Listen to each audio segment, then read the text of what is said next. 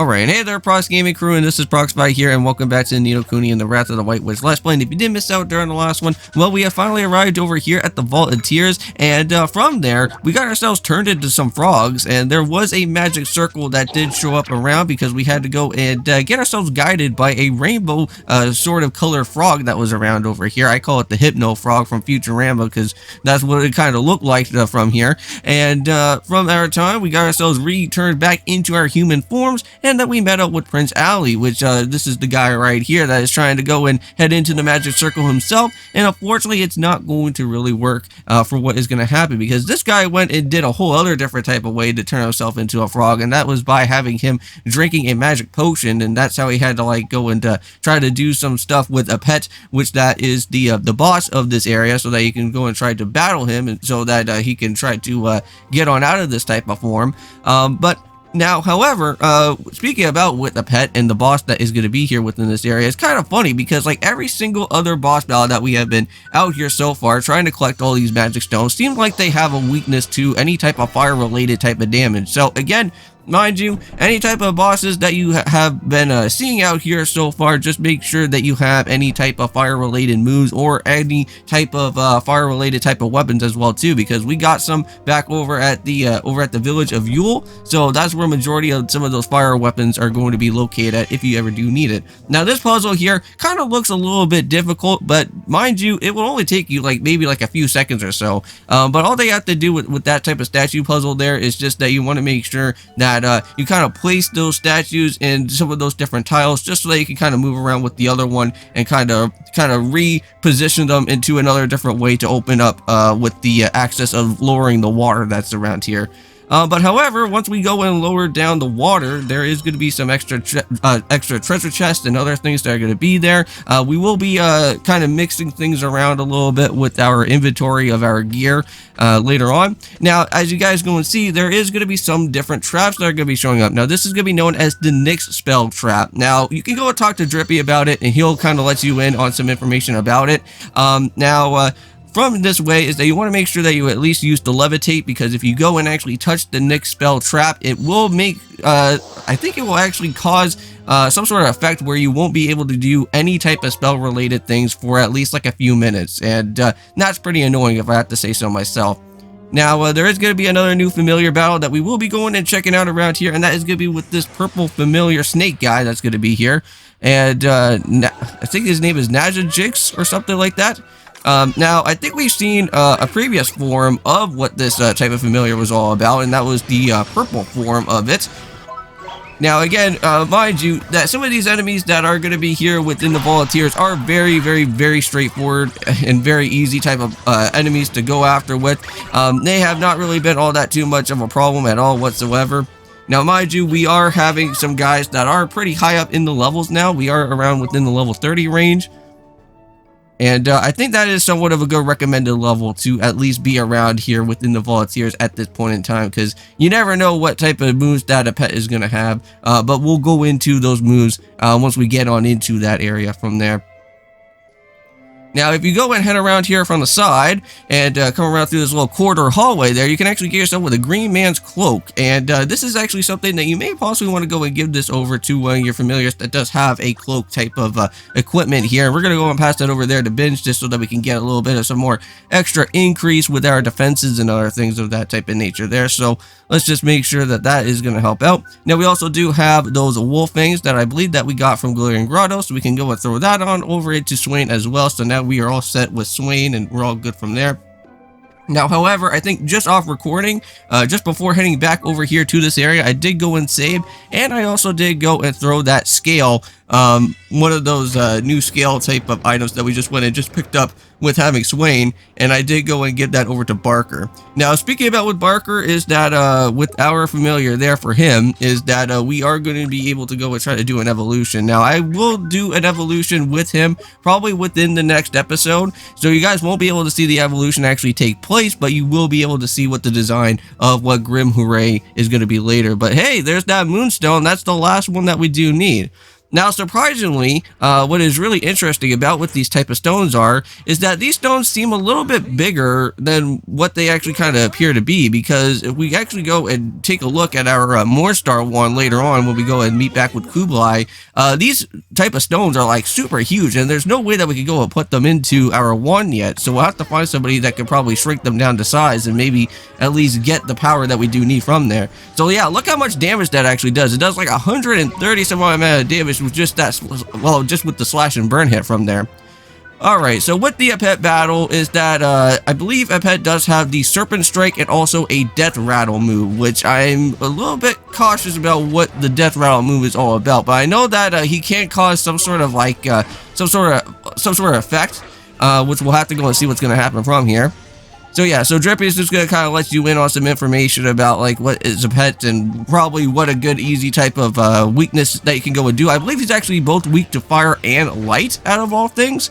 I don't think we ever really had anything that's like a light type of move attack that actually happened from here, but I know that we have a lot of fire moves, so we'll be able to just kind of deal really well throughout here anyways.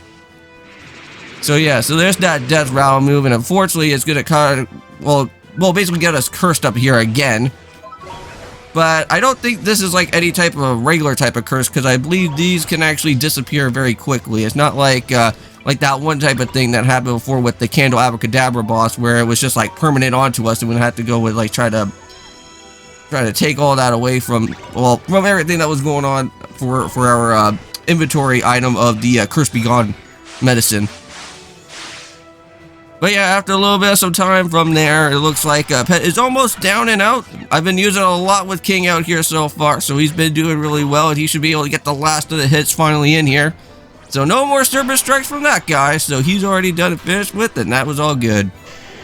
Now, I know that in the last episode, I did tell you guys in Ni No Kuni that I was going to be doing a Persona 4 or Super Mario Bros. Wonder type of episode, and currently for what we are going to be doing from the previous episode, was that we were doing Wonder from beforehand, but now within these two videos for today, we are going to have to go and actually jump on into with some Persona 4. I'm actually going to take a little bit of a break on everything with Ocarina of Time, just related for right now, just for today. I will be jumping into some more of Ocarina of Time probably for tomorrow and do some post recordings from there, because I know that I have a lot of Ocarina of Time videos, and I know that you guys haven't seen too much of that there so far.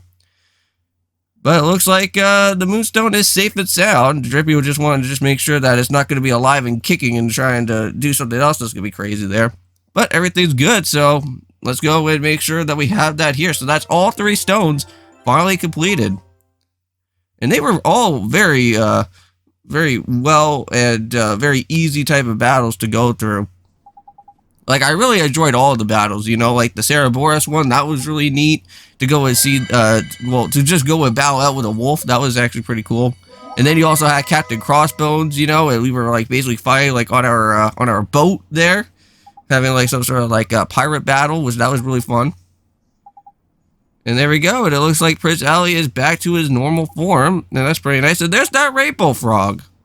And we're going to be finally get to go and see who is this Rainbow Frog, and we're going to be seeing that curse also be lifted as well, too, in the process. And the person that is behind this frog form is going to be with Prince Ali's, I think, what's his wife, I think? So, there we go. So it's basically, I guess for some reason, is that I guess she was trying to go and look for him during the time of that incident that went on when he went into the volunteers, and she also got herself cast to become a frog as well too. And I guess it was just because that she didn't want to have to make him feel alone within this area for him to also be turned into that frog. But now we can also go and just head right back over to Alma Moon and get to go and see this area once again. I know that we haven't really been to Alma Moon at all for like quite some time now, right? When was like the last time that we went and jumped into Alma Moon within the desert? Like, I don't know, maybe since like around, well, what episode are we on right now currently? I know that like we're right now like within like somewhere in like in the late 30s, probably close to like episode 40 out here. So maybe back in like the episode 20 margin or so, because I know that was somewhere around that we were at around within the desert time. Meeting up with like the Khalifa and everything that was going on from there. Somewhere in the mid-20s. Alright, so there we go, and off we head on out of the Alma Moon area. No other type of upgrades for us to go and do from there. We got a whole bunch of other kingdoms to go and probably check out as well. And we got ourselves with the Tale of Wonder, another thing to go and add on into our Wizard Companion book. Very nice. And now we get to go and see some more things that are going to happen in Shadar's place. And it looks like one of the counselor people are going to be showing up here once again, huh? Has undergone some changes. Its halcyon days seem far behind it. Halcyon. All that is left of that kingdom and its people is the empty citadel. Halcyon. Don't think we ever really seen this kingdom just yet, but we will be seeing that maybe hopefully somewhat soon later on throughout here. Was correct. Well, I never thought I would hear you say that. Now, Counselor, to what do I owe this pleasure? I came to inquire about your intentions. My intentions? Your intentions for this world. A world I believe you would protect. Am I not correct, Darkjin? It is only a matter of time before the forbidden spell is used again. Does the thought not seem disagreeable to you? We all share the same views of this world's pitiful denizens. Their lives are no longer of the slightest value. It's just like every other type of villain that we've always got to see in any type of video game. Even though that it doesn't matter whatever this villain wants to do to go and destroy the world, it just doesn't really matter about any type of citizens or anybody that's around within that type of particular predicament that's going to happen. So you would have to share your fate. Very well. Counselor, just what are your intentions? This should be interesting. Yeah, well, that guy literally went and asked about Shadar about what his intentions were, but now he just wants to know about what that other guy's intentions are going to be happening around with.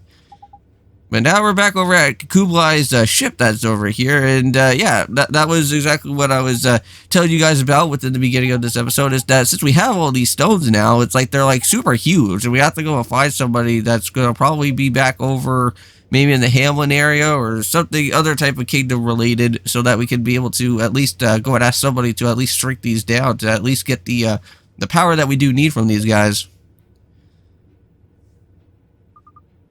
But it seems like we are going to be heading into the end of this episode for today, and it looks like Marquise is going to probably be the guy to maybe go and talk to. But we'll see that then, and of course, peace.